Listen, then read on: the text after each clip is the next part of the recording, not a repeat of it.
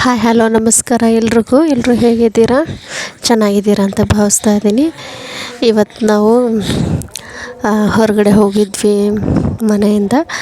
ಯಾಕಂದರೆ ನನ್ನ ಮಗಳಿಗೆ ನಿಯರ್ಲಿ 1 ಮಂತ್ ಆಯಿತು ಹುಷಾರಿಲ್ಲದೆ. ಏನಿಲ್ಲ, ಕೆಮ್ಮು ಕೆಮ್ಮೆ ಜಾಸ್ತಿ.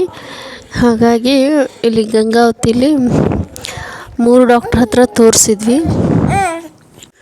3 ಡಾಕ್ಟ್ರ್ ಹತ್ರ ತೋರಿಸಿದ್ರು ಕೂಡ ಕಡಿಮೆ ಆಗಲಿಲ್ಲ.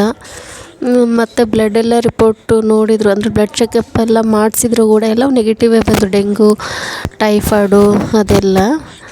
ಹಾಗಾಗಿ ಏನು ಪ್ರಾಬ್ಲಮ್ ಅಂತಲೇ ಅರ್ಥ ಆಗಲಿಲ್ಲ. ಹಾಗಾಗಿ ನಮ್ಮ ತವ್ರ ಮನೆಯಲ್ಲೇ ನಮ್ಮ ಪಪ್ಪ ಬಂದು ಕರ್ಕೊಂಡು ಹೋಗಿದ್ರು ನನ್ನ ದೊಡ್ಡ ಮಗಳನ್ನ. ಗದಗಲ್ಲಿ ತೋರಿಸ್ತೀನಿ ಅಂತ ಹೇಳಿದರು. ಗದಗಲ್ಲಿ ಕೂಡ ಚೆಕಪ್ ಮಾಡಿಸ್ಕೊಂಬಂದರು. ಅಲ್ಲಿ ಕೂಡ ಬ್ಲಡ್ ಎಲ್ಲ ಚೆಕಪ್ ಮಾಡಿದರು. ಮತ್ತು ಎಕ್ಸ್ರೇ ಎಲ್ಲ ಮಾಡಿದರು. ಎಕ್ಸ್ರೇ ತೆಗೆದ್ರು ಕೂಡ ಕಫ ಇದೆ ಅಂತ ಹೇಳಿ ಅವರು ಗದಗಲ್ಲಿ ತೋರಿಸ್ತೀನಿ ಕಳಿಸ್ಕೊಡು ಅಂತ ಹೇಳಿದ್ರು. ಸರಿ ಅಂತ ಕಳಿಸ್ಕೊಟ್ಟಿದ್ದು. ಅಲ್ಲಿ ಹೋದ್ರು, ಅಲ್ಲಿ ಕೂಡ ಕಡಿಮೆ ಆಗಿಲ್ಲ. ಗದಗಲ್ಲಿ ಒಳ್ಳೆ ಡಾಕ್ಟ್ರ್ ಆಟ ಮಾಡ್ತಾ ಇದ್ಲಂತೆ. ಹಾಗಾಗಿ ಮತ್ತೆ ವಾಪಸ್ ಗಂಗಾವತಿಗೆ ಕರ್ಕೊಂಬಂದರು. ಬರೀ ಹಾಸ್ಪಿಟ್ಲು ಮನೆ ಇದೇ ಥರ ಆಗ್ಬಿಟ್ಟಿತ್ತು. ಅದಕ್ಕೆ ಸ್ವಲ್ಪ ಹೊರಗಡೆ ಹೋಗಿ ಬರೋಣ ಅಂತ ಹೋಟೆಲಿಗೆ ಬಂದ್ವಿ. ಅಲ್ಲಿ ಅವಳು ಇಡ್ಲಿನೇ ತಿಂದಳು. ಆಯಿಲ್ ಐಟಮ್ ಎಲ್ಲ ಬೇಡ ಅಂತ ಹೇಳಿಬಿಟ್ಟು ಅವಳು ಕೂಡ ಬೇಡ ಬಿಡು ಮಮ್ಮಿ ಅಂತ ಹೇಳಿದ್ಲು. ನಾವು ಸೌತ್ ಇಂಡಿಯನ್ ಮೀಲ್ಸ್ ತೊಗೊಂಡ್ವಿ. ಹಾಗೆ ಊಟ ಮಾಡಿಕೊಂಡು ಮನೆಗೆ ಹೋಗ್ತಾ ಇದ್ದೀವಿ. ನೋಡಿ, ಬೈಕಲ್ಲಿ ಅವಳಿಗೆ ಹುಷಾರಿಲ್ಲ. ನನಗೂ ಪಾಪನ ಎತ್ಕೊಂಡು ಕೂಡ ಕಂಫರ್ಟ್ ಆಗಲಿಲ್ಲ. ಹಾಗಾಗಿ ಆಟೋಕ್ಕೆ ಬಂದಿದ್ದೀವಿ. ನಮ್ಮ ಪಾಪ ಆಟೋನ ಹುಡುಕ್ತಾ ಇದ್ದಾರೆ ಮನೆಗೆ ಹೋಗಬೇಕು ಅಂತ. ನನ್ನ ಮಗಳಿಗೆ ನಾನು ಎಷ್ಟು ಕೇರ್ ಮಾಡಿದರೂ ಕೂಡ, ಸಡನ್ನಾಗಿ ಹಾಸ್ಪಿಟ್ಲಿಗೆ ತೋರಿಸಿದ್ರು ಕೂಡ ಅದು ಕಫ ಹೇಗೆ ಗಟ್ಟಿ ಆಯಿತಾ ಏನೋ ಆ ಥರ ಆಗಿಬಿಟ್ಟಿದೆ.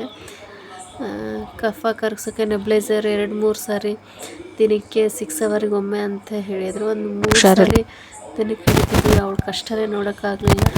ಪಾಪ ಕಂಟಿನ್ಯೂ ಆಗಿ ನೆಬ್ಲೈಸರ್ ಹಿಡಿಯೋದು, ಬಿಸಿನೀರು ಮತ್ತು ಇಡ್ಲಿ, ಗಂಜಿ ಇಷ್ಟೇ ಆಗಿಬಿಟ್ಟಿದ್ದು. ಟ್ಯಾಬ್ಲೆಟು, ಸಿರಪ್ಪು ಅಂತ ಒಂದು 20 ಡೇಸ್ ಆಯಿತು. ಅದಕ್ಕೆ ಬೇರೆ ಕಡೆ ಹೋಗೋಣ, ಬಳ್ಳಾರಿಗೆ ಹೋಗೋಣ ಅಂತ. ಅಲ್ಲಿ ಏನೋ ಚೆನ್ನಾಗಿದ್ದಾರೆ ಅಂತ ಡಾಕ್ಟ್ರು. ನಮ್ಮ ಊರಿಗೆ ಹತ್ರ ಆಗುತ್ತೆ, ನಮ್ಮ ಸಿರಿಗೆರೆಗೆ 1 ಅವರ್ ದಾರಿ ಬಳ್ಳಾರಿ. ಅಲ್ಲಿಗೆ ಊರಿಗೆ ಹೋಗಿ ಬಳ್ಳಾರಿಗೆ ಹೋದ್ರಾಯ್ತು ಅಂತ ಅಂದ್ಕೊಂಡು, ಆಗಲೇ ನನ್ನ ಮಗಳಿಗೆ ಸುಸ್ತಾಗ್ಬಿಡ್ತು. ಇಷ್ಟು ಹೊರಗಡೆ ಬರೋದ್ರೆ 10 ಮಿನಿಟ್ಸ್ ದಾರಿ ಅಷ್ಟೇ ಆ ಹೋಟೆಲಿಗೆ ಮತ್ತು ನಮ್ಮ ಮನೆಗೆ. ಅಂದರೂ ಪಾಪ ಅವಳಿಗೆ ಸುಸ್ತಾಗ್ಬಿಟ್ಟಿತ್ತು. ಮನೆಗೆ ಹೋಗೋಣ ಅಂತ ಹೇಳ್ತಾ ಇದ್ಲು. ಹಾಗಾಗಿ ಊಟ ಮಾಡಿಕೊಂಡು ಮನೆಗೆ ಹೋಗ್ತಾ ಇದ್ದೀವಿ. ನೋಡಿ, ನನ್ನ ಮಗಳು ತುಂಬ ಆ್ಯಕ್ಟಿವ್ ಇದ್ಲು. ಇವಾಗ ಬರೀ ಮಲ್ಗೋದೇ ಮಾಡ್ತಾ ಇದ್ದಾಳೆ. ಒಂದು ಸ್ಟೆಪ್ ಹತ್ತಕ್ಕಾಗಲ್ಲ, ಇಳಿಯೋಕ್ಕಾಗೋದಿಲ್ಲ. ದಿನಕ್ಕೆ 10 ಸಲ ಹತ್ತಿ ಮೇಲೆ ಕೆಳಗೆ ಎಲ್ಲ ಓಡಾಡ್ತಿದ್ಲು. ನಮ್ಮದು 1st ಫ್ಲೋರಲ್ಲಿದೆ ಮನೆ. ಬಾಡಿಗೆ ಮನೆ ನಮ್ಮದು, ಇಲ್ಲಿ ಇರೋದು, ಗಂಗಾವತಿಲಿರೋದು.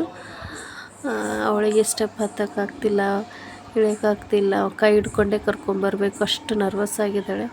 ಹೊರಗಡೆ ಹೋಗೋದು ಬೇಡ ಅಂದ್ರೂ ಇಲ್ಲ ಹೋಗಿ ಬರೋಣ ಅಂತಂದು, ನಮಗೂ ಚೇಂಜ್ ಇರುತ್ತೆ ಅಂತ ಹೋಗೋದು. ನಾವು ಹೊರಗಡೆ ಬರಬೇಕಂದ್ರೆ ಹಾಸ್ಪಿಟ್ಲಿಗೆ ಬರೋದಾಗಿದೆ. ಗಣೇಶನ ಹಬ್ಬಕ್ಕಿಂತ ಮುಂಚೆಯಿಂದನೇ ಹುಷಾರಿದ್ದಿಲ್ಲ ಅವಳಿಗೆ. ಇಲ್ಲಿವರೆಗಾದ್ರೂ ಯಾಕೆ ಹೀಗೆ ಮಾಡ್ತಿದ್ದೇನೋ ಏನೋ ಅನಿಸ್ಬಿಟ್ಟಿದೆ ದೇವರು. ನನ್ನ ಚಿಕ್ಕ ಮಗಳು ಕೂಡ ಅನೈರಾ ಅಂತ ನನ್ನ ಚಿಕ್ಕ ಮಗಳ ಹೆಸರು.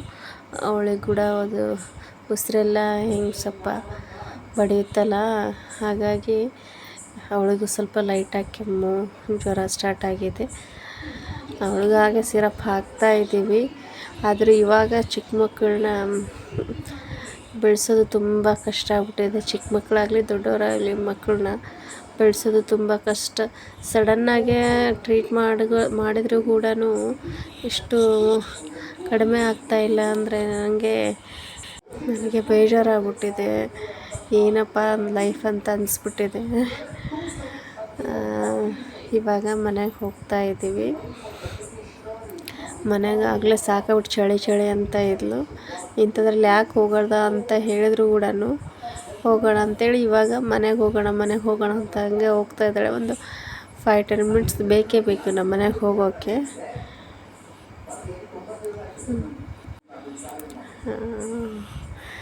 ಚಿಕ್ಕ ಮಗಳು ಕೂಡ ಆಗಲೇ ಮಲ್ಕೊಳ್ತಾ ಇದ್ಲು ಆಟೋದಲ್ಲೇ. ಅವಳು ತುಂಬ ಕಿರಿಕಿರಿ, ಅವಳು ಮಲಗ್ತಿದ್ಲು, ಮಲಗ್ಸೋದು ಬಿಟ್ಟು ಕರ್ಕೊಂಬಂದು ಒಂದು 1 ಅವರಲ್ಲೇ ಹೋಗಿ ಬಂದ್ರಾಯ್ತು ಅಂತ ಅವಳು ಹಠ ಮಾಡ್ತಾಯಿದ್ಲು. ಬೇಗ ಮನೆಗೆ ಹೋದ್ರೆ ಸಾಕಪ್ಪ ಅನಿಸ್ಬಿಟ್ಟಿತ್ತು. ಮತ್ತು ಮನೆಗೆ ಹೋದ ತಕ್ಷಣ